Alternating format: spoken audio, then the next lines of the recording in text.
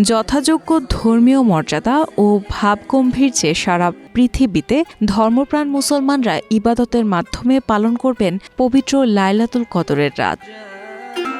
শবে কদর বা লাইলাতুল কদর হল মহান আল্লাহর এক অমূল্য দান, যা তার নৈকট্য অর্জনের একটি পবিত্র রাত। এটি পাপ মুক্তির এবং কল্যাণ লাভের এক অতুলনীয় সুযোগ।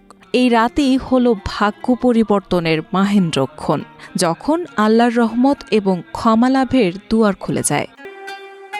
এই পবিত্র রাতে ধর্মপ্রাণ মুসলমানরা মসজিদ সহ নিজেদের বাসাবাড়িতে ইবাদত করেন।